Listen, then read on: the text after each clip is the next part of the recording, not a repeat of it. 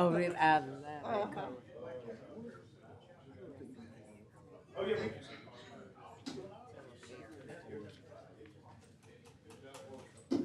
I'll meet you halfway.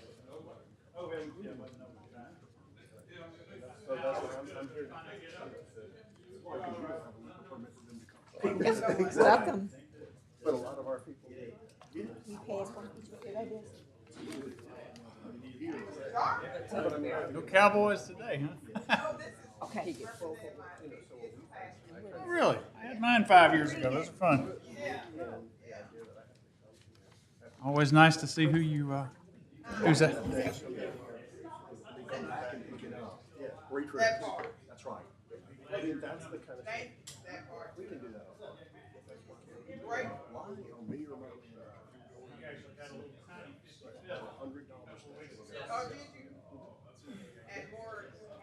I didn't know, but I'm glad it's interesting that that group that did those ladies that did that study, a lot of them focused on the ABO. And of course,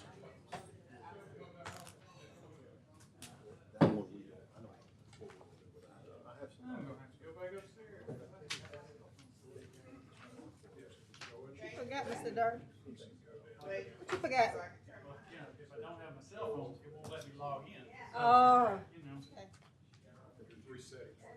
well, on my personal cell, but that won't help much. Be back in a minute.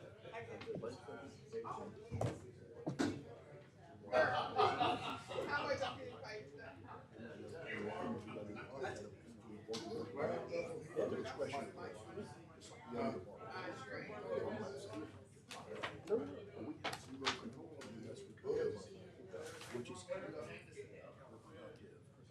Yeah. But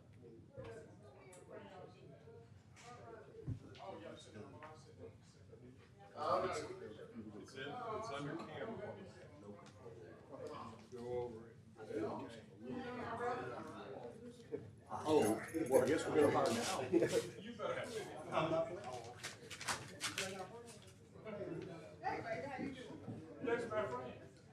We gonna find Oh, out. yeah, I mean, it made all the difference. We gonna find out about that. That's what's Hey, Ron, how you? Hey, That's so sweet. That's so sweet. I don't play. You got to tell my hood, give my hood, give my hood. Oh, he said he coming too. So what was I ain't got time for that. Is the mic on? Yeah, it's all. No, man. you don't have to for this one. That's only for regular council. Wayne Smith knew how to get in there. I forgot.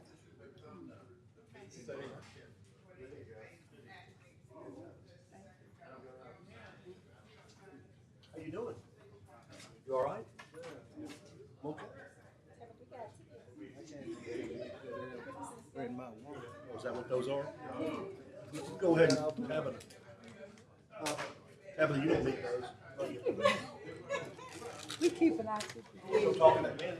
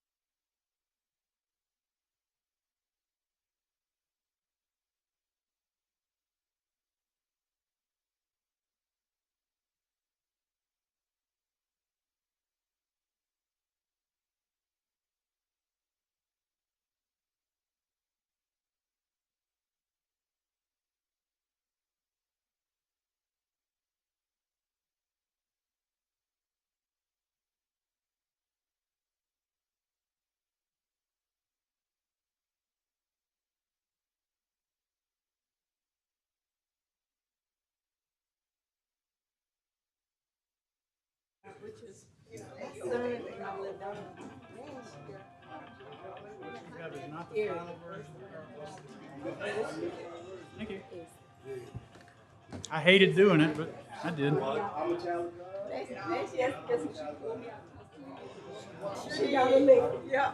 We were on the couch. Sure was. She's like, get up. Get up. I said, get up. Did you go to Christmas, Scott? We had a bomb. We had. I didn't go, it was election. I know, but we went after that. We went after that. Yep. Oh, I stayed to come out and watch more. Really? See, this year I'm Yeah, going my early. race was pretty close. I was on the couch. Yep. And she said, get up. There he is. Yep. My two heroes, right? We won't go over it. We laid there. We got the dishes in. It was so nice. Oh, it's wonderful. Yeah. Way back in the old days when I was on. Jack, what do you need? We used to go to Yes. different places. They're ready. First picture I looked They give y'all kind of team. So, I'll go to Doing good. so that's all. It's enough.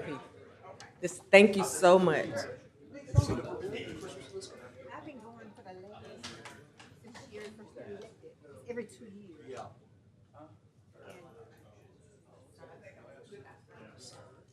For the cars. That's right. I know, that's why I added a few things. How y'all do? Hey.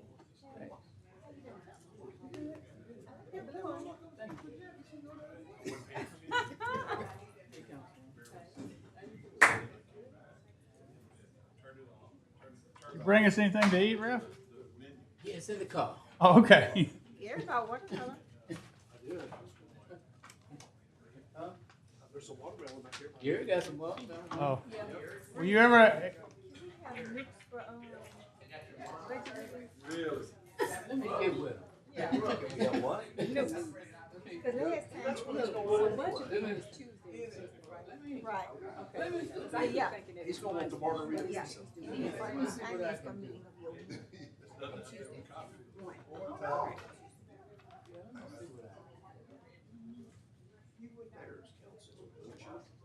Yeah.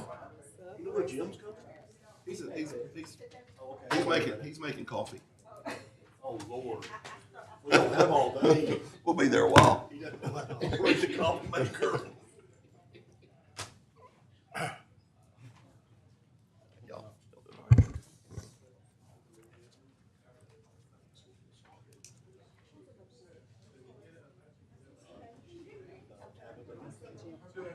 And the CAO and the chiefs.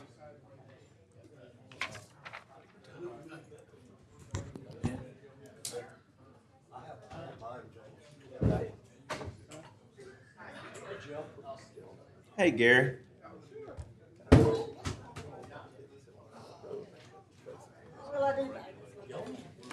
Thank you.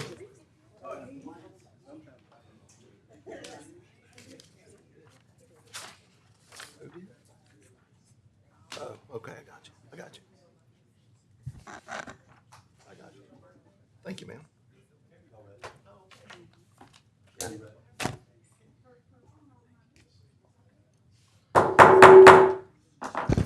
Good afternoon. We'd like to call to order the meeting of the Public Safety Committee.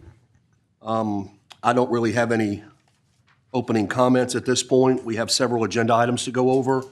So at this point, I would call forward anybody that would like to make a public comment to come up now. I'd see Chase. I know you'd like to speak, Chase.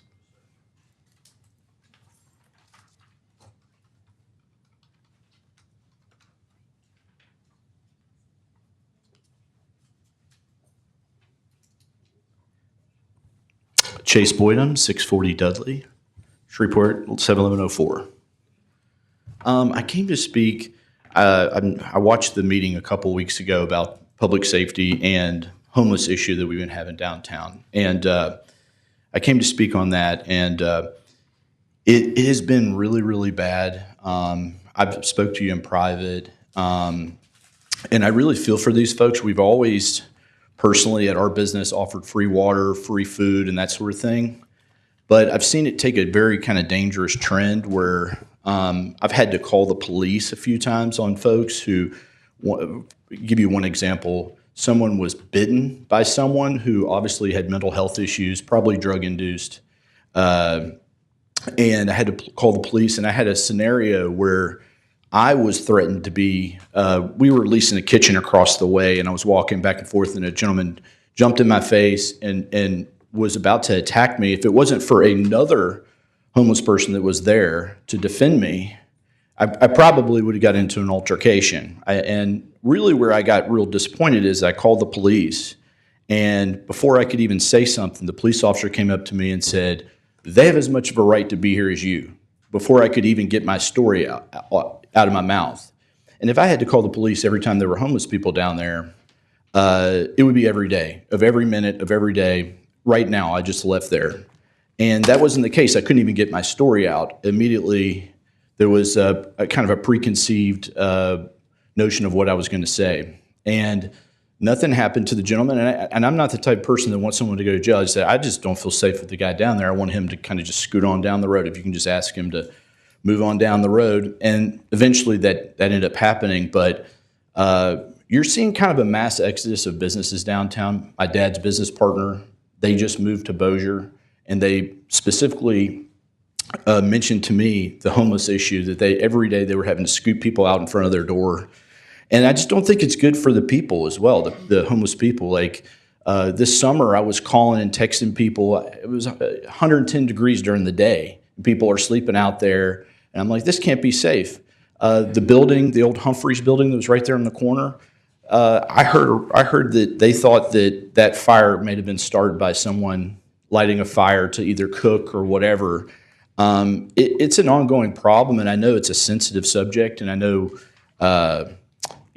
certainly I don't want to like put people in jail or anything else, but I really hope that we can offer something else, like some sort of city-offered service or something. But I know just ignoring it's not going to fix anything. I mean, somewhat recently, I had someone, and a large part of my business is doing catering events and that sort of thing, and we use the Red River District. And I walked somebody through the Red River District, and someone had their genitalia out peeing just in the middle of the day. And a couple of years ago, I had someone, and they were smoking crack out of a pipe on the corner. And immediately, I didn't get either one of those jobs, obviously. They didn't choose to go with us. And it's just been an ongoing issue. And I'm going to forward later an email to y'all. We used to have Cohab in the Red River District. And she lined all this out and sent a picture of someone who had a fire and a bunch of issues that they had were they were kind of destroying city property, and brought it up with our property managers. That was never handled, and they ended up moving out of downtown. And I'm just seeing it happen too often. I hear the complaint with everybody I know that owns businesses downtown. And I really want to see something happen with that. I know it's not an easy answer, and I don't have the answer either, but I know something has to be done for sure. Chief Smith, is Officer Bowman here today? No, sir, she is not, but. Would you be able to get Mr. Boydum and Officer Bowman in touch with each other? Absolutely. I think she has some plans, her and I, for the homeless situation. It is getting very close. We're in the process, the final stages of signing an MOU with CADA that will give us some option to try to get people help in lieu of incarceration. Oh, yes, sir. Yeah, when they violate the law, that's Right. a totally different thing, but, just being homeless is not a violation of the law, and we're making the best attempt to try to get them some help. But I will get him in touch with Okay. her. Absolutely. All right, thank you, Chief. Absolutely. Thank you, Chase. Appreciate it. Just real quick, I think that will help a lot, because I've noticed a lot of the folks, it's a lot of substance abuse stuff, and they're really close to the casinos, and they can get the free alcohol by putting the penny slots and stuff like that, and I think that's why we're having that I didn't issue. know that. Yeah. Let me get your information. Had, Can I get your Mr. Chairman, Yes, sir. didn't we discuss some ideas that are going on in like neighboring jurisdictions as far as no camping and things like that might be something that we could enforce on an as-needed basis, Chief? Say that again now? Like there's some neighboring jurisdictions over in East Texas, and I think there's a law in Texas that says that they can't camp, and then if they are camping, they have to have certain thing to camp, like a way to take care of their waste and things like that? Is there something that maybe we could look into? Absolutely. That neighboring, I think Lieutenant Bowman and I talked about that a little bit on what we could do to maybe look at what other areas are doing. Because if you go to Tyler and Longview and other cities close to us, they really don't have the homeless problem downtown that we have. Right. And I think it's because of some of those laws that they have in place. We will look into it. Happy to. Okay, thank you, Chief. Thank you, Councilman. Public comments, I know, Tim, you would like to speak on some of the processes at the ABO office?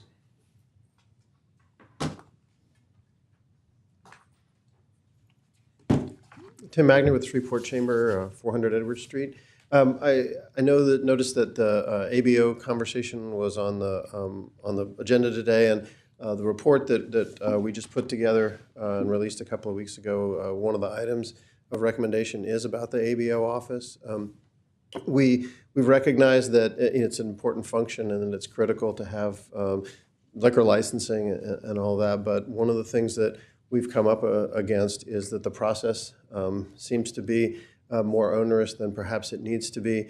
A lot of the information is not readily available. It's not available online, so it requires a lot of physical visits down to the different offices, sometimes multiple visits, especially if you're doing special use permits in addition to the ABO process itself. So there are some recommendations in the report about potentially streamlining the process, putting more of it online until actually during the process. So the way that the Institute for Justice approached this was they literally called like they were starting a business. And it turned out that there was no online version of the application. The office literally said you had to come down and get it physically. And I think she called enough that they finally made a PDF and put it online, but they put it under the wrong link. And so the link for the ABO card didn't work, but you had to get it was under the registered sex offender link, or a sexually oriented business, I guess is what it was. So and again, those are things that should be fairly straightforward to address. There just didn't seem to be a lot of energy or effort to try and address those challenges. So I'm happy to take questions, or really just wanted to let you know that this was an issue that we uncovered. There are some recommendations in here, and I'd be happy to talk with you more about the process or what we uncovered, if that would be helpful. Thank you, Tim. Do you have anything? Well, I will when we get to that part. So if Okay. you'll hang around for a second. I got a couple of questions for you. Okay. Tim, that report there you said it was a couple of weeks ago? Yes, sir. Did we get it?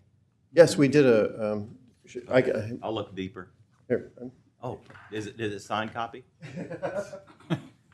Thanks. Just for you. It's on the website as well. Oh, that's why I couldn't find it. I just kidding. Thanks, Tim. David, Alvis, did you or Rhonda want to speak?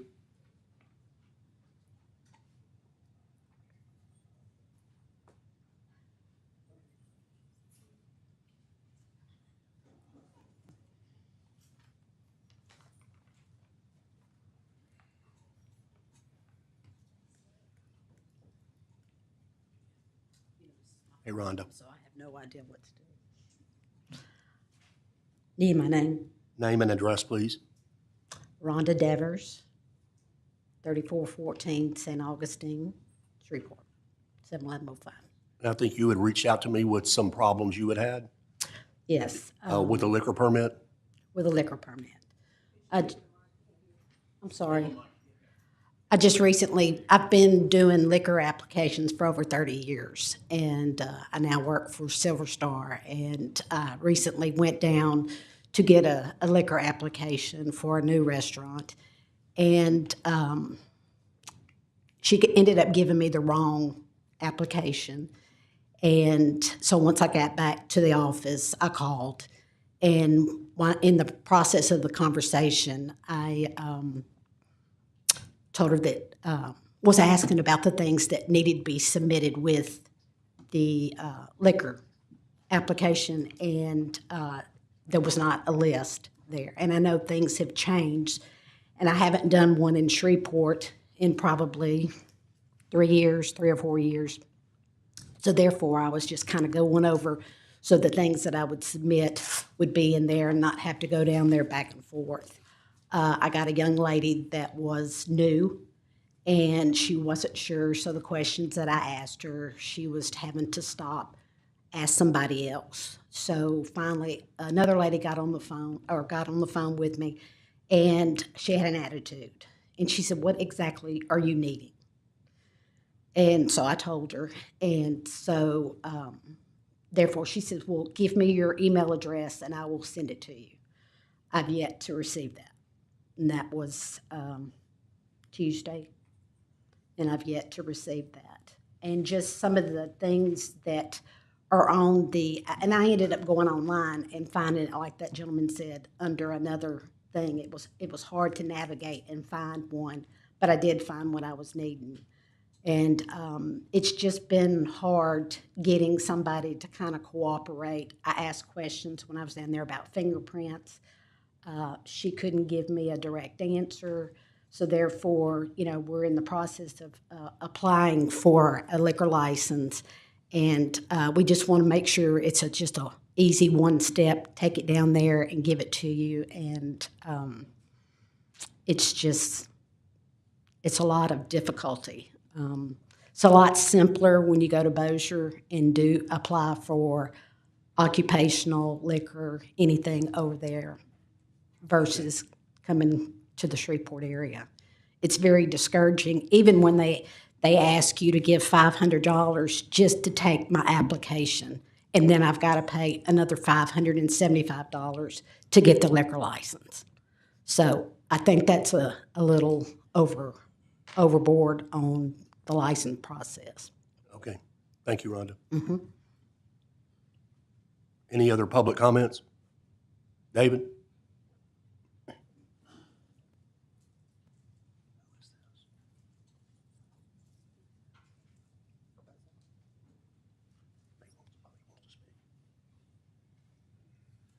Good afternoon. David Alvis, 1069 St. Francis Way, Shreveport, Louisiana. I just kind of want to mirror what she had to say. It's just, I own 9 liquor licenses, and this deal's not that complicated, especially for somebody that has 9 liquor licenses. I have them in another parish that's very simple, another city that's very simple, another state that's very simple. We know what we're doing. Rhonda's been doing applications for 30 years, like she said. She's worked for me for 6 or 7 years, but she's been doing my applications for 27 years. She worked for a video poker company. I don't know if y'all remember when those first came out, that was the longest application in the history of the world. You had everybody that you ever spoke to had to be on the application. So she went through all those for many years. I mean, it was tough. And so early on, I didn't know what I was doing, still don't, but I would go to her and she would even do my liquor applications. So for years, 25 years, she's been taking care of my applications. And it just seems very, very complicated based on everywhere else we do business. I currently have 3 liquor licenses in Shreveport, Louisiana. We're trying to apply for a 4th one. Seemed like that'd be a pretty simple process. I own 100% of the companies. It just really common sense tells you it should be very easy. And that's all I really want to say. It's just a very complicated process where I think it shouldn't have to be. Mr. Chair, David, your new project that you're doing, I'm not going to mention where it is, but what's the projected sales tax revenue that's going to be generated to the city? Well, we plan on doing $4 million a year in revenue minimum there. And and if you combine that with my other probably $7 million that we're doing in the city, it can add up to a lot of money and a lot of tax revenue. The reason I ask this question is, and I've talked to the chief, I've talked to the mayor, I've talked to our new economic development director. We don't have a whole lot in Shreveport right now, but what we do have is entertainment, restaurants, things like that are generating a tremendous amount of sales tax. Our sales tax are down. Councilman Brooks told me actually what the comment that was made to your employee was by the person in ABO, and she dressed it up a little bit, I think.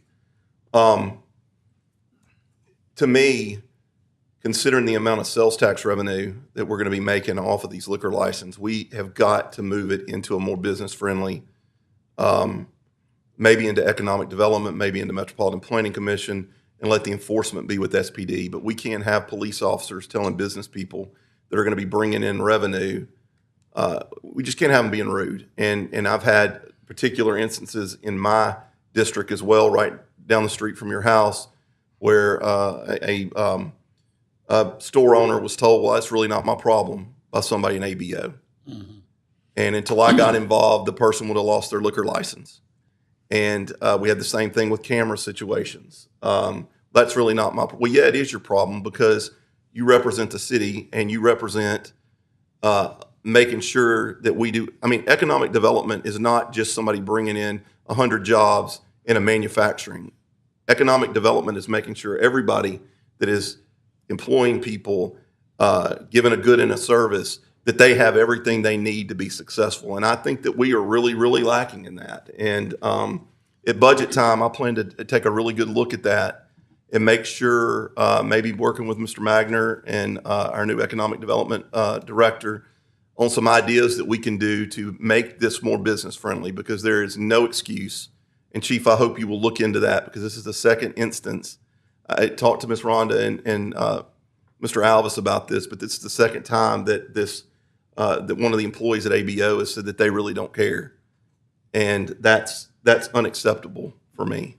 So. Well, and I'm not here to throw anybody on the bus, but it's just, you talk about the tax revenue that we do annually, and I have 600 employees, and I would guess 300 of them live in the Shreveport, in the city of Shreveport, and they spend a lot of money here. It's just got to be simpler than that. I spoke to a lady at the state police today. We had a question, and oh my gosh, I've never talked to anybody that was more helpful. I called Baton Rouge, she answered the phone, and I told her what I needed, and she said, I'm the person that can help you with that. And I said, okay, well, here's what I've got. And she said, here's, you need to do this, this, this, and this. And I said, thank you. I mean, thanks for being so helpful. I said, I appreciate you and have a great weekend. I have another constituent on Southern Loop that's opening up a new restaurant down there that had the same exact, that the city of Shreveport was not able to help. But when he called the state, they gave him exactly what they needed. But the city hadn't returned phone calls or sent emails. So we've got a real problem. And I know a lot of people don't want to speak out about this because they are the people that enforce your liquor. Sure. Yeah. But I appreciate you coming up, and because this is very, very important to me that we have this piece of the puzzle put together for economic development. And this is just as much economic development to me than us bringing in a small manufacturing company. And quite honestly, like I said, I don't even know where it falls under. The chief's my buddy. I don't know if it falls under them or not. But if that's, I'm just kind of laying it out there to tell you the way we feel about it, and we just think it ought to be a lot simpler. So, Thank you, David. Thank you. Public comments? Does this gentleman want to speak? Clifton? Clifton Starks? Did you want to speak, sir? No, sir. Thank you. I'm good. Oh, okay. Does that conclude public comments? I don't. Can he speak again? Sure. I don't know. Can he speak again? Yeah, sure. Yeah. Yes. Committee.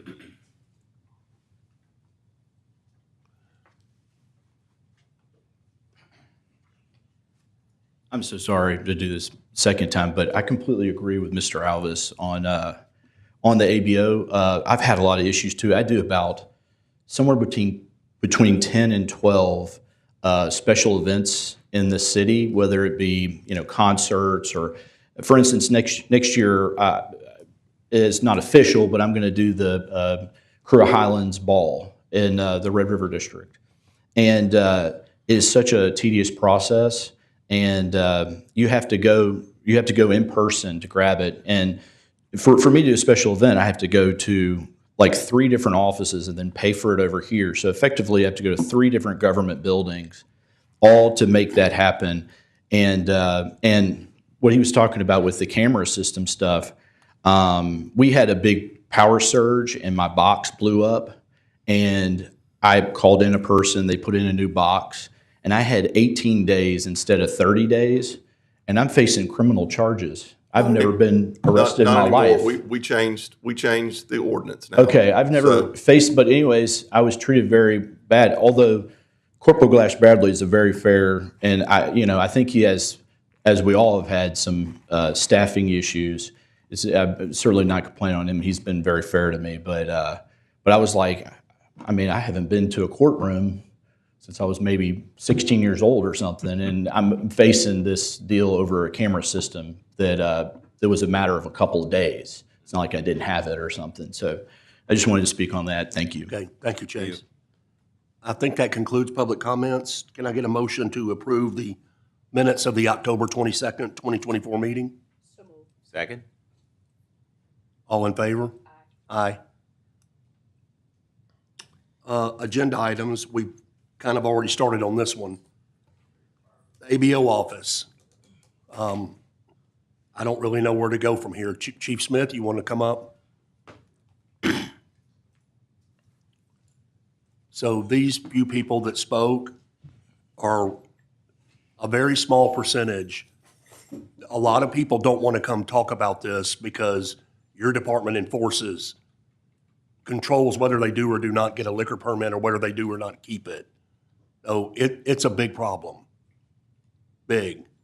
I've talked to the mayor about it. I've talked to Councilman Butcher about it. I don't really know where to go from here except to take a look at maybe putting civilians in charge of the actual process and only have law enforcement to go out and enforce. Because I don't know if you have do you have any thoughts on this? I'm sure, because you and I have also spoken about some of the complaints down there. Sure. As you may be aware, for the past couple of months, we have had no civilians. The two ABO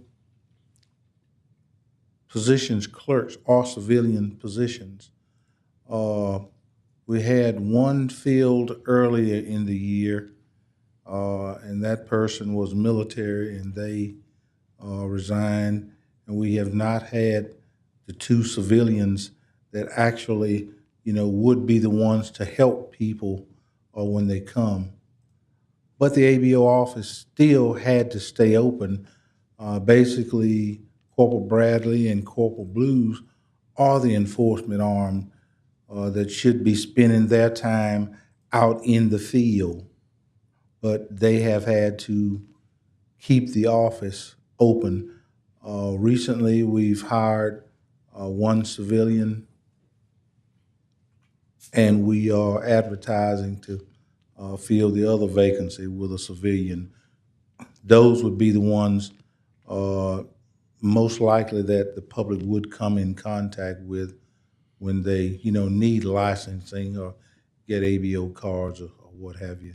So we're looking at it and trying to figure out a way, because I too have been made aware of the complaints that they've talked about today. And you've been very receptive as Absolutely. well. So I appreciate you. But it shouldn't have to get to the point where a councilman's called and then I have to call the police chief or the CAO. We should be, that's my whole point with this, is it should be so streamlined. So would you be opposed to us maybe having a discussion about maybe putting someone in economic development or another department in there as the go-to that could kind of run some interference between them? I mean, you're still the ultimate say of who gets a license and who doesn't, but maybe somebody in economic development or maybe another department that could just streamline everything and then leave Corporal Blue and Corporal Glass Bradley up to the enforcement aspect of it. Yeah, I'll entertain it. Makes good sense to me if we can do that. Okay. Absolutely. I got no problem with it. And I appreciate the gentleman bringing up about the online stuff. As much as we can get out there where, the proper paperwork form can be filled out before they come, so they wouldn't have to, call and ask or whatever the case may be and not get the right forms or the appropriate information. We really, really need to look hard at that. I ain't got no problem with that. Does the AB office have set hours? Yes, sir. It's 8 to 4. 8 to 4, Monday through Friday? That is correct. Okay. So if I told you that myself personally has been down there at 1:30 in the afternoon and it's closed, would there be a reason for that? Absolutely. Could be a million reasons. As I said, we've been without an employee who that is their exclusive job. Someone has been having to pull double duty to do that, which 9 times out of 10, that's been Blue or Bradley. And they got field work to do also. So I would not be surprised if that was the case. Absolutely. Would not be surprised at all. Well, I do tell you that, the folks that we work with are doing the best they can under the circumstance. We all can do better, and we're working hard to do better, but I just think definitely maybe, doing the like best they Councilman can. Butcher said, maybe the current system is just not the right. Maybe we need to look at making some changes, but anyway, thank you, Chief. Sounds good to me. If we can give it to somebody else, can we make that happen today? Where's the economic developer at? I We think can we'll just probably give make it to that Mr. happen Dark. today. He doesn't have much to do. Well, it's just like we gave you the real-time crime center. Yeah. You let, because you were I'll best be suited happy for to. it. Yeah. Tell them, come on today, we'll give them the keys, and I'll move my people somewhere, and you can have the window. Okay. Well, come Monday, Monday. Yeah. Well, Tuesday Chief. would be better. Yeah. Mr. Chairman, one Absolutely. thing, just to reinforce it to all of y'all, the first thing the mayor asked Bill Sabo to work on is exactly this stuff. We had the conversation. Y'all have all had it. He's been meeting, he met this morning with Mr. Norman and all the permits folks, has a meeting I know with Mr. Clark. This is part of it. Part of the problem is we got a system that's apparently way too complicated. And I guess my thought is when you have a system that's complicated, you really need good helpers in the office to explain it. If you got a simple system, maybe you don't need as good of folks, but whatever the process is, it seems to be, again, if Mr. Alvis is, if he's having trouble getting a permit, and he's probably got more experience at getting them than anybody in town almost, what the heck happens to the rest of the people? And I think that's their question. And that's what Bill's trying to dig into, and I think it's going to be appropriate for y'all to get really regular reports from him on how all that's going, because I think that's where he's trying to get this to go. Speaking of, The Agreed. state used to have an I sent him an employee. email telling him to get down here.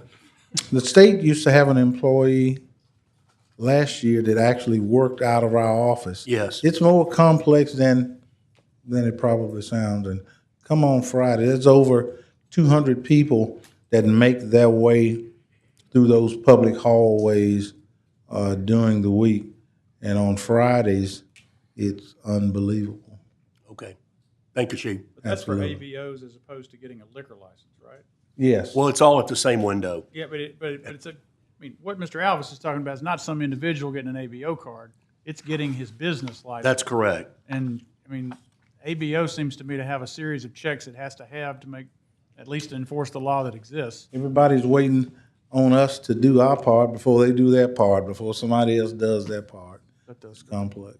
But I think the point that was made in the report that Tim Magner talked about was that apparently it is really, really complicated in the whole restaurant era. As Councilman, you may be aware, but that part of it is liquor and part of it's a whole series of other things. And I think that's one of the places that we wanted Bill to look at, because again, restaurants are, they're going to pop up periodically because that's just the way the restaurant business is. And when you got one like Silver Star, you obviously, they know what they're doing Yeah. by now. And, you would assume it shouldn't be complicated for them, maybe the first time guy, but, not when you got 9 of them already.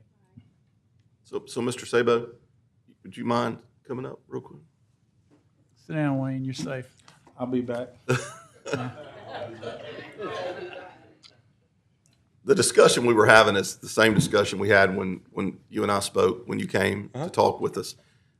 We've had a lot of complaints today about ABO and the alcohol permitting process. And my suggestion was, and I think Tom Dark and I are on the same page, and the rest of the council, we would like for you to kind of spearhead a way that we can become more business friendly, because I believe that the ABO portion and the restaurant portion is economic development. And I know that you're working on that, but I'd like to see us fast track that. I am. I've already had a meeting on it this morning. Good. So we are moving. Well, please keep us posted, because I would say, other than streets and people's lights out and potholes, ABO is the third complaint that I get the most on. You got it. Fourth, sorry. Bill- Well, streets and potholes are one. Bill, so. the gentleman sitting kind of in the middle of the room with a sweater vest on, talk to him. Okay. That would Be happy that'd be a to. good start. Thank you. Great. Thanks, Bill. Okay, agenda item B, and Councilman Butcher wanted this on the agenda, I think, to talk about real briefly. SPD in cooperation with other law enforcement agencies. I think that y'all have something in place, Chief. We knew you weren't going anywhere. It's been a great partnership. We started about on the 23rd or something of October, I think it was. So Caddo, working in conjunction with us, bringing their people in, taking calls from Burkhoon South, and to date they have answered 150 calls, plus or minus a few, in that time period. So that's pretty significant, and I do thank them so very much because that has allowed our people to be more proactive in preventing crimes. Just this week, we conducted an operation with the Marshal's Office where we attempted to execute, I think, around 51 or so warrants, and we've made 14 or 15 arrests. But either way, with the assistance of other agencies and their resources, that definitely is enabling us to be a lot more proactive in preventing crimes altogether, and we look forward to those continued relationships. Councilwoman Bowman? Thank you, Chief, for the collaboration with the Sheriff's Office. I definitely see the presence in my district, and I want to say thank you again. This is very important. I did tell Chief Whitehorn, thank you. The presence is in District G, and I appreciate you.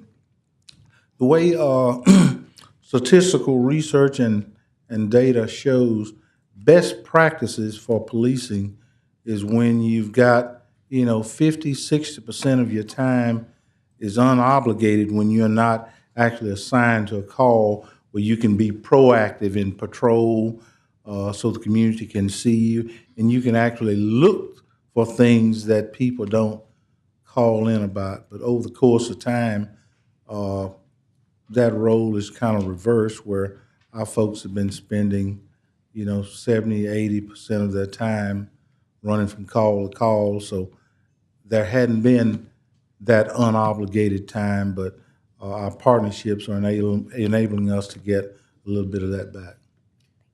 Mr. Chair? Yes, sir. I've not had any complaints at all. I've had a lot of kudos for it from people in my district. I don't know if any other council members had any complaints, or have you had any complaints from any citizens? No, sir, I have not. No, sir. Everybody seems to be real pleased with it. I have seen a definite increase presence in my area as well. And I hope that means an increased presence in the inner city with the officers that may have been out there taking these 150 calls. So I appreciate y'all working. I appreciate Sheriff Whitehorn for doing this. This is something that I've wanted personally for the last 5 or 6 years. So thank you for making it happen, and I look forward to more success with it. It's a great partnership. I had the opportunity to visit with some of the deputies that are working out there, and it's just a great relationship, great people. Awesome. Hey, Chief, what's our relationship with the constables that patrol our area? It's a great relationship. All of the constables that has territory that borders the city, I give them access to our radio channels on that side, so they can, in fact, communicate with us. And they've been a big help to us in helping us find stolen automobiles that go from the city out in the parish. But a great relationship, absolutely. What is the level of their expertise or training in the crossover into the police's training, whether they can they write accident reports? I mean, are they familiar with the crash program? Or is there something that they could do that actually would relieve some of our officers from doing the mundane, and I say mundane in a respectful way, mundane, jobs of day-to-day cops, such as directing traffic or doing crash reports or accidents on private property, anything like that, where their border is such that they could cross over anytime and just help us out. Thank you for that great idea. Chief Roy. We will research that. By them being elected officials, I'm not sure that the standards of certification is the same as us. But thank you for that. We'll definitely research that and look into it. And any help I can get from them, we'll definitely ask. Thank you so much Well, for I know that they can make traffic stops, or at least I've seen them do it, whether they're allowed to do it or not. And from my understanding, they are supposed to be, aren't they, post-certified? No, I don't They're not? know. To no degree? there are some that are, but the majority of them are not post-certified. Because I know that the state law requires a certified officer to investigate an accident that's reported to that agency. And I just don't know about the constable. We'll look into it, but you say that they're not? But most of them aren't. I mean, just from being a justice of the peace, they're part-time. They don't make much money. I don't think them really being supplementing what we're doing is an option, because there's a couple that are retired police officers, but the ones in our area are not post-certified, and I think that's Okay. an issue. Okay. Okay, Chief, Yes. agenda item C, and I'll make this one very brief. The surveillance cameras, like I see several of them downtown with the flashing lights. Absolutely. We had a meeting, and I think it's been a couple of months ago now, about one in the 1100 block of Marshall Street down Yes. under the I-20 bridge. Yes, sir. How long does it take? It seems like that we waited forever for the surveillance trailers. Almost. How long does it take to get one of these cameras? It takes several months. There's no stockpile of anything. They have to really manufacture it to your specific specification.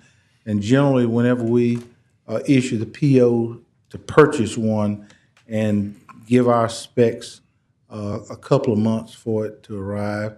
And So I has this believe on that one, Has this particular camera been ordered? Do you know? last conversation I had, when a new one come in, one with the flashing lights, we were trying to keep those downtown. We were going to replace one downtown with one that doesn't have lights on it and take it out to that location.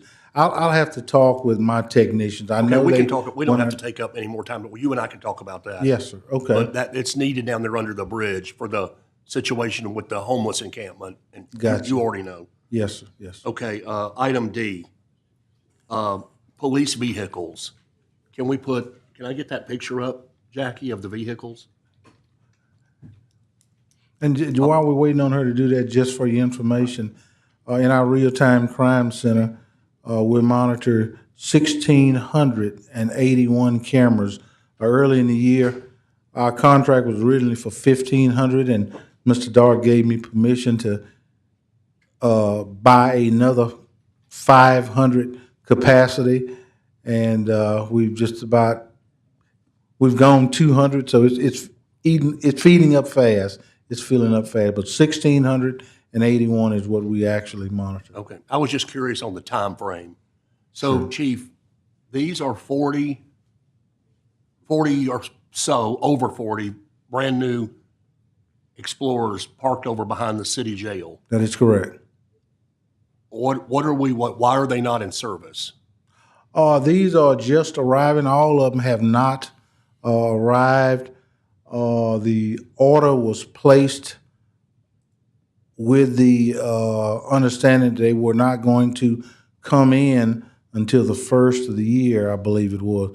Something happened and our orders came in early, and they're still coming in.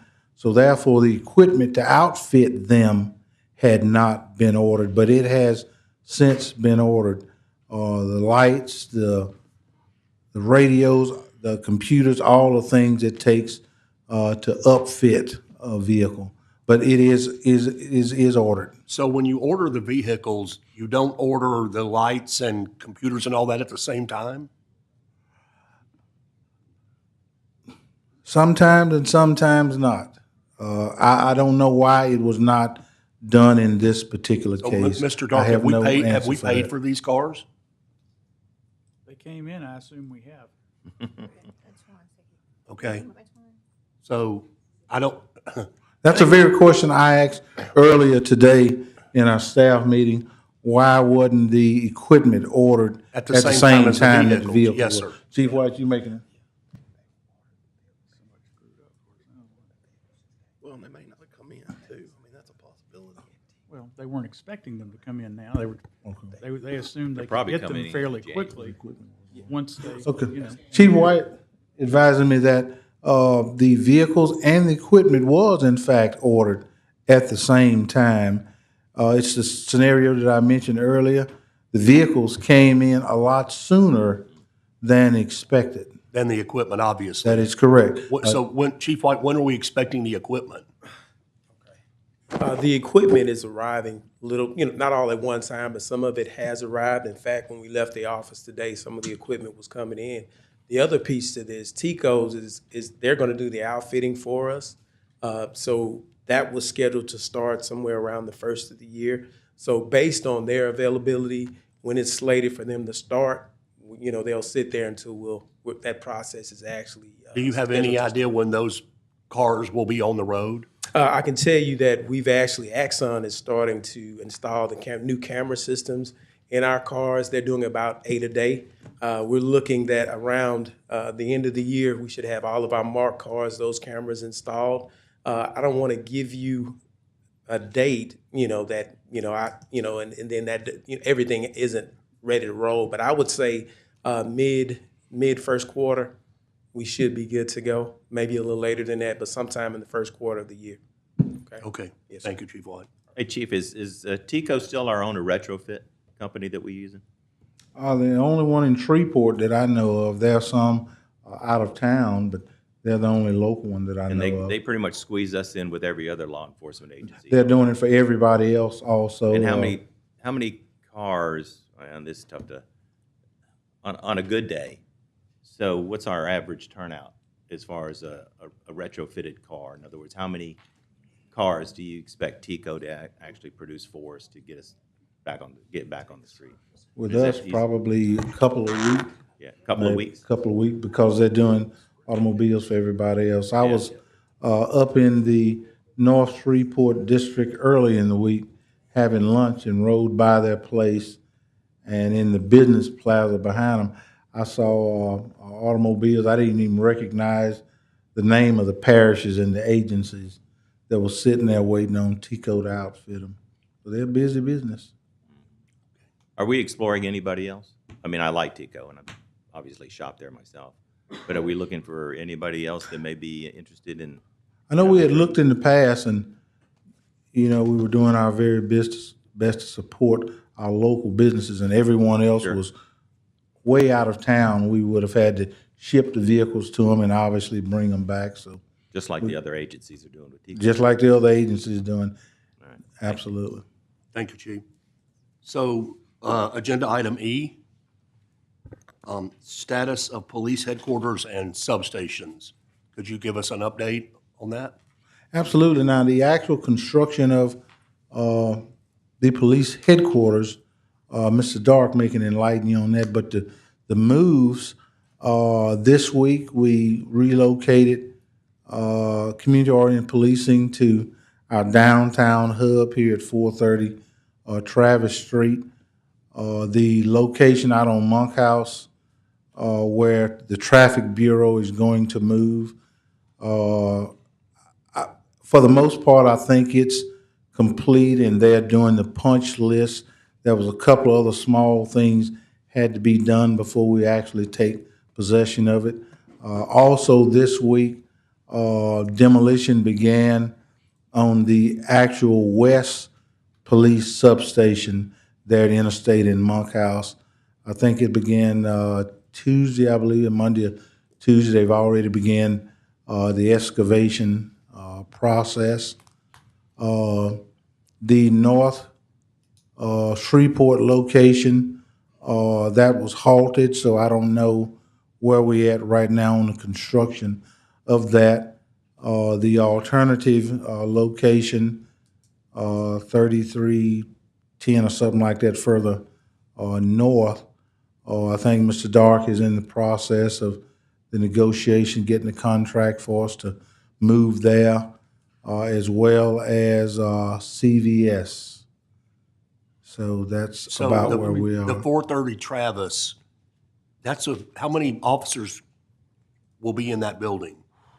I hope they love each other because they're packed They're pretty crammed in. tight. They're packed pretty tight. The entire Community-Oriented Policing Bureau, and the thing is, all of them are seldom there at once other than for roll calls. So you got 7 CLOs, 1 for each council district. I think there's 3 NATs, 2 or 3 sergeants at the DARE program, a couple of lieutenants, all of the auxiliary, all of the pastors on patrol. So the number is pretty significant, just all of them are not there at one time. Beside them working out of that location would be all of the ones that work downtown, that work at night downtown, the mounted patrol, and the community response unit. It's a lot of people. Ballpark number? Would you have a total number? Total number, yeah.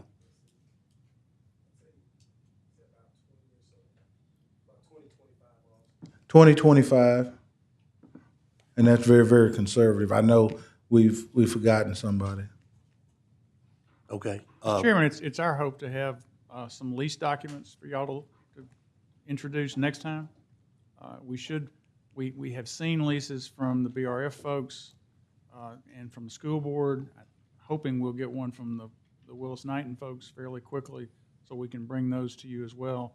The CVS one we've kind of had some of y'all are maybe aware, we've kind of had a curve thrown at us with that one. It turns out we are going to have, if we stay there, we're going to have to sublease that from the parent corporation CVS. We've been told that is a much slower process than we'd like, so we're looking for other places. We're still trying to find a human at CVS to see if perhaps that rumor is not true, because we'd like to go there if we can, but I know several of y'all have given us some other possible locations, and I think we're probably more likely than not going to be looking at other places other than CVS. So to do that. at 1234 Texas, how many officers are there? I know you've probably already told me this, but would you remind me? Total number of officers at the current police headquarters. You ain't got that many fingers. I don't remember the exact Well, number, you can do it so in your head, Tom. it would be safe for me to say everybody, with the exception of COP, who is now out. Everyone. That is everyone's base headquarters now. Needless to say, everyone is never there. Is that 500? How many A little how many less is than that? 5. It's probably more like, what, 300 maybe? Including the Investigation's civilian. almost 90. Yeah. And then you've got whatever admin and support is.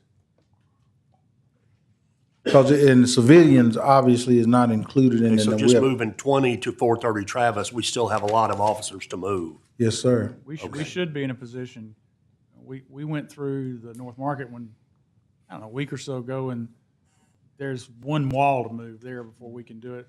All we'll be waiting on now is to get those documents through y'all. And the intent Councilman is- Green? The intent is to get that done, start next time if we can. Yeah, my question was going to be, since we started the process, how many leases have we signed? Because every meeting that we have, we say, we close and with this and with that. Well, our intention is Well, to bring those may I to you finish? all to sign. To bring those No, to you all what to I'm saying, may I approve. finish? Oh, I'm sorry, I apologize, I thought you were. Oh, you good. And so, will it be the next time, or will it be the time after the next time? Because all we hear is, we're gonna get them out soon, we're gonna get them out soon. And as of today, from my understanding, we don't have not one lease signed. We to just go. We just got leases from BRF and the school board within the last week or so. Those are legal to be reviewed, make sure they're okay. The decision's been made on our floor that we should bring those to you all. If you don't think we should, then, we can do this a lot faster, but given everything else that's gone on, the idea was, we thought we should bring you legislation to authorize the mayor to sign those documents. That's a 2-reader. The idea is to get as many of them as we can on the next agenda so they can pass on December the 8th or whatever that first meeting in December is. And then there'll be a gap because nothing can pass on the December the 20th or so. Hopefully, we'll have some to introduce then. We have a meeting, I believe the owner of the property on South Point where we're talking about putting the most of admin support. He's coming to town next week. We hope we can negotiate some things with him then and get that process going. So I think everybody who we know we're going to be doing business with is either in the process of preparing a lease or we are reviewing their lease. So we're moving on it. It's just, you know, it's slower because it takes a month to get through here, so. So when we get these leases, you send for the council to review, will we have the whole fact sheet as to everything that is required? I think Mr. Edwards will insist on that, yes, sir. That's correct. So the ones, how many have you received so far that you are looking over? 2. And they're from? One is from BRF and the other one is from the school board. So how long, once they hit your office, how long does that process take? It can vary. This time it'll be done by the next council meeting. It'll be done by the deadline for submission of legislation for the next council meeting. Okay. And if you could get it done before then, what would prohibit us from having a call meeting? Nothing. Are those 2 readers though? So I mean, it's not going to change the timing. That's correct. We have treated leases to take possession of a physical structure as a 2-reader thus far. So it would be a 2-reader, so a call meeting wouldn't speed it up. Well, between the next 2 meetings, a call meeting wouldn't speed it up. Okay. Thank you, Mr. Chair. Thank you. Any other comments? We got a call from the clerk who asked us, who said that Councilmember Green had asked to have the architect for the police headquarters, and he is here. So if you have some questions, he's certainly available. Sure. If we can do it here, I'd ask for him to come to council. Oh, I thought you had him coming to this meeting. I'm sorry. Well, we have time. You can come up now. Well, let me ask one quick question for the chief. We're on agenda item.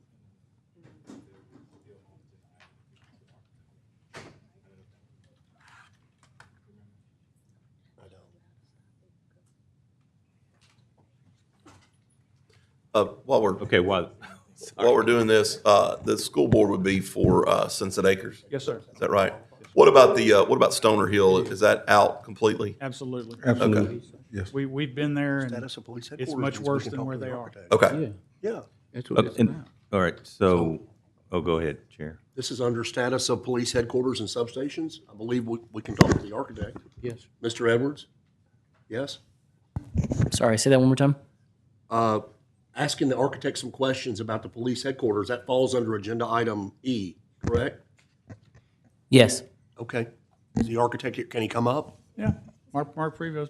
And while he's coming up, we had a meeting in our office with him and his staff last week, and they are making progress. We're working to get the building size to what we can afford. Now that we know exactly how much the budget is, they met with us, and that's the process we're working on right now. And I think they're getting relatively close to having something they can show the chief and say, okay, this is what it looks like we can pay for. Here goes. So let y'all, Mark's here for whatever questions you have. Okay. Mr. Prevost, how are you? Good. How are you? I'm good. Glad to be here. So you asked Yeah. Councilman Green? Go Right. ahead. So thank you for coming. Sure. My question is, one, how far are you on the plans, or have you started on plans? And looking at possibly when you started hearing about the police station, then these substations were not in the equation. So Correct. now that we'll have possibly about 4 substations, then shouldn't that make the police station smaller? And would that make it smaller than what we had envisioned before all of these came in? Yes, sir. It would probably be helpful for me to sort of read a synopsis of the process that we've been through since we began, since I know it's been a while since, you're probably wondering where this is, or you wouldn't have called me here. So if you'll let me go through that real quickly. Yes, sir. So we kicked off the project back in February last year, and we did toured the existing facilities, and we did programming sessions with all the departments of all the different divisions and departments within the police structure, with both chiefs there, and we came out of that with a program that landed us around 80,841 square feet of space required to accomplish their goals that were stated in meeting with each group. And so we got together with the mayor and his staff to work on that, and we knew we needed to try to bring that down some because we were certainly over the budget that was stated to us for the project. We got that down using the state of Louisiana office size standards to 62,807 square feet, but we were still over.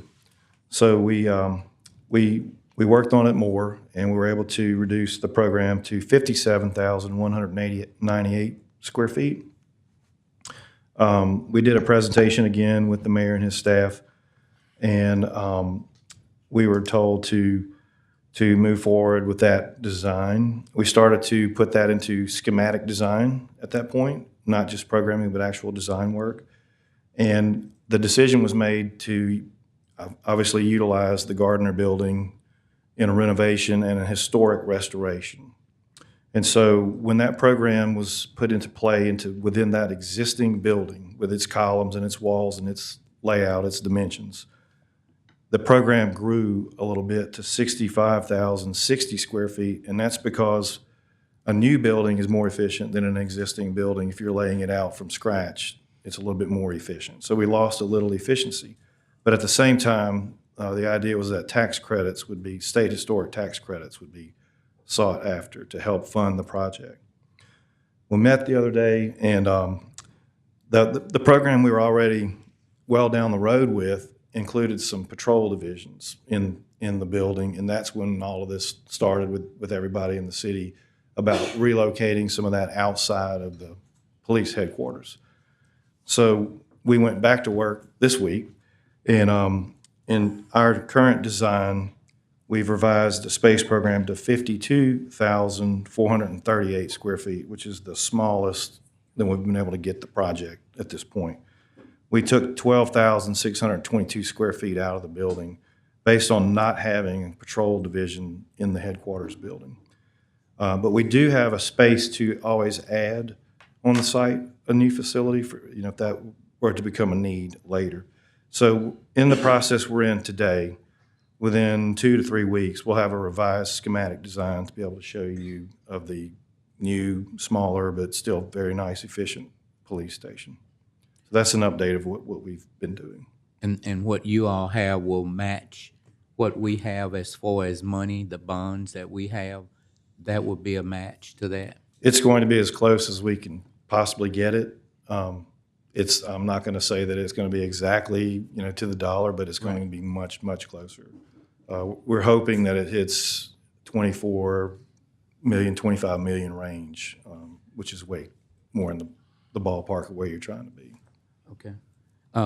Once you do that, will you be able to get us a prototype as to how it will look? Absolutely. We have, the building looks great, we think. The way we've tied it together with the existing building, and we are trying to maintain that look with this reduction and not lose everything that we had done in terms of the aesthetic and the way the mayor wanted it to be a civic facility, look like a nice civic, facility, and that was our goal, to maintain that, even with the reductions. So we're working on that right now. How do we maintain the scale and the magnitude that we're trying to achieve with the police headquarters and still achieve the budget? And so that's the fine line that we have to walk to try to make that happen. Thank you, Mr. Chair. Mr. Chair? Yes, sir. So Councilman on a time frame, so once you get your design work done, what are we looking at, construction time and all that? So if we get an approval to move forward with this schematic package, we would have the documents ready to go to bid and begin construction in the early summer.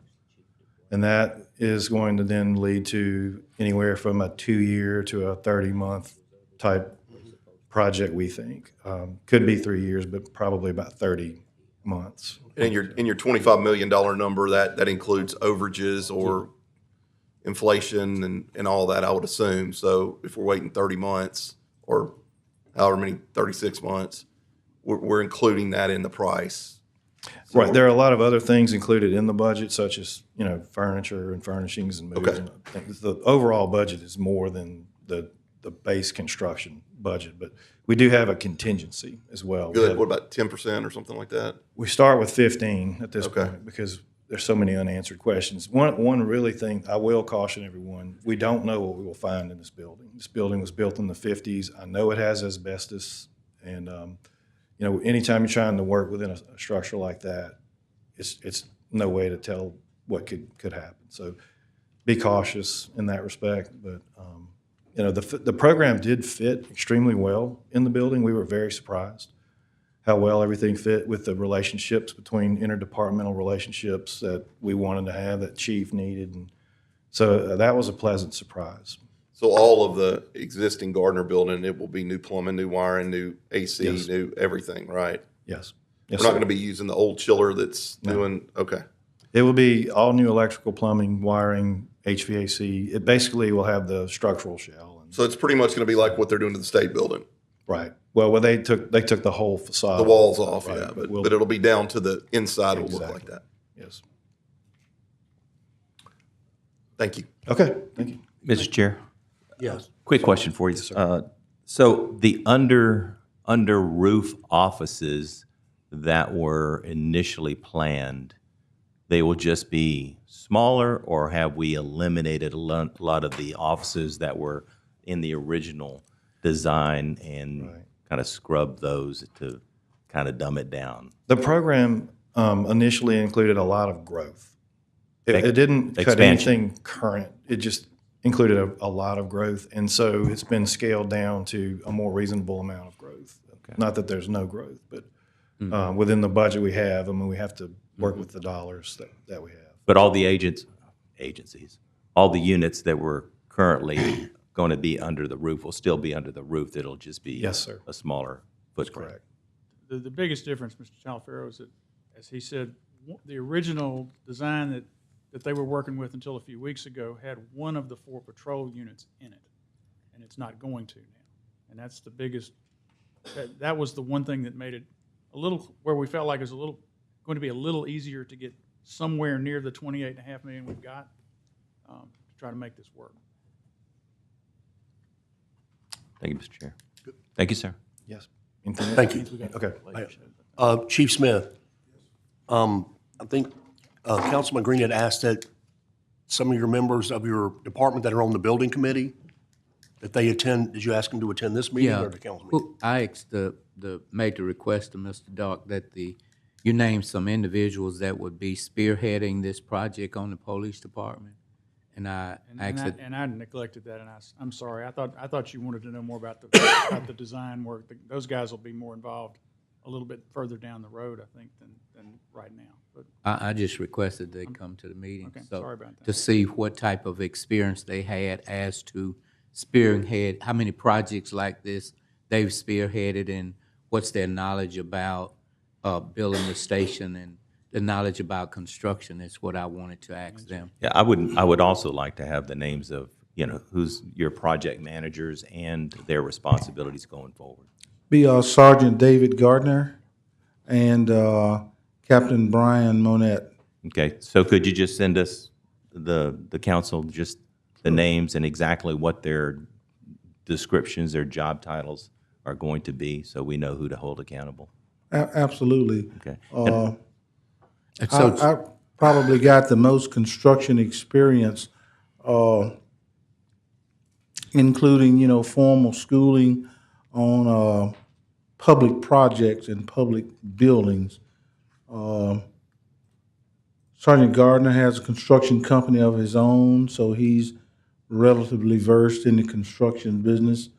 And Captain Monette, I believe, has a significant amount of experience on his own prior to policing in construction. And I have been the project manager for the last all of our SPD's new project capital buildings, and certainly I'm going to share all I learned with them, but it's extremely important to have a representative from SPD be our liaison and, watch the project on a daily basis, because as it happens, without a doubt, the architect, the contractor who get the contract will have questions relative to things that did not necessarily get on paper. It's a huge project, and it would be almost impossible to think of everything beforehand. And to make sure, without a doubt, that the city of Shreveport gets what the city of Shreveport paying for. What would be exactly their assigned duties, and what authority will they have talking to the architect or whoever the contract is? What type of authority will they have as to if they see something that's not to their fitting? What authority will they have, and what would their specific assignments be? They're going to immediately call me and let me know what they've run across.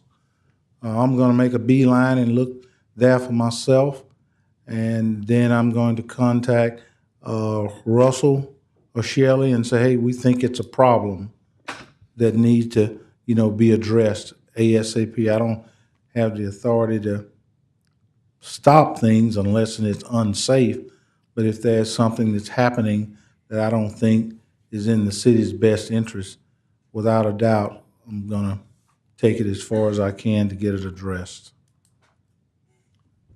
Thank you, Mr. Chair. And I know you'll probably address this, but would this be an ancillary duty for them, or are they full-time? I mean, would they be full-time project managers when we start turning dirt? They have their other duties also. Sergeant Gardner is in charge of the motorcycle units, the radar units, so he is mobile all day long. And Captain Monette is in charge of the traffic bureau itself and a few other things. But this is in addition to what they regularly do. So they'll just kind of handle what they're over already, and then just run by there periodically? Or That is something like correct. That is correct. City attorney, city architect will probably be much more involved, being there more constantly than the chief's folks. But in any project where you've got an end user, there's always questions that come up, exactly how do you want this to look? And that's probably more the role that Monette and Gardner will fulfill, early on anyway. That's right. That is correct. Thank you, Mr. Chair. Anyone else? I have something unrelated. There's a piece of legislation on this agenda pertaining to a south substation. We're talking about a lot of substations except for Southeast Shreveport or South Shreveport for that matter. We have, you and I have talked about this location. I think it fits your needs. There are 4 council members that are sponsoring the piece of legislation that'll be coming up for the 85. Is it 8650 or 8509? I was close. 8509 Line Avenue. We would like for the mayor to start negotiating with them. I think there's a few other locations that are out there as well. But I think to get the ball rolling on it and for us to start pushing this bond along, because I get a lot of questions. I know Councilman Talaferro and I had lunch the other day, and Councilman Brooks, and they're getting the same questions because we're doing a lot of discussing of other substations in other areas of town, but we're not talking anything about South Shreveport, so or particularly Southeast or Central Shreveport. So I think that location on Line Avenue is right across the street from Councilman Jackson's district, within a mile of Councilman Brooks and Talaferro's district. I think it's a great location. I think it may not be exactly what you're looking at, but we are going to encourage with this piece of legislation. All we can do is just encourage the mayor to look at this and possibly start negotiations to purchase that. Okay. I think just for the council's edification, as some of you are aware, we've looked at that site a couple of times. It does have a number of things we like. one of the things we want to do short-term is to see if the owner next door is interested and willing to sell the vacant land, because the site doesn't work very well without the additional parking. It only has, I believe, 28 spots as is, but there's a vacant lot next door, And it is for sale. and I'm sure it is for sale. It's on the market. So that As being well- said, on the 28 spots, Chief Smith, who parked the 40 police cars behind the city jail? Who parked them there? Yeah, because they would be great at valet. Those cars are about 3 inches apart. How did they get out of one car to get another one? The car care technicians do that when. Okay, so the we don't need 18-wheeler we don't need gets 100 spots. That being said, let's let that person park y'all's cars every They day. crawl out the back. Yeah, that's what. Yeah. They park it and crawl out. They had They to crawl pack out the them in back. there, yes, sir. Just for the council's edification, we're looking at at least one other site for Southeast. And we will know fairly soon if that one is available, and if it is, it actually has some qualities that are better than this one. But we're not going to let this process drag, because we understand you're definitely, sensitive to the fact that the others are going and this one is not. But one of those two is likely to be the site. And I think each of them has certain advantages, but the other one is the first choice at this point, and we'll know fairly soon if it's available. I did have a conversation with that, and I don't know if it's going to move fast enough for me. Well, and we don't But- either, but they have been asked to be sensitive to that and to see what. I'm being very process- sensitive, but I just, the conversation I had yesterday was that it may not move fast enough Well, for and what I that's want. what we got to find out. That's it. Anyone else? Okay, thank you, Chief. Thanks, Chief. I think we are adjourned.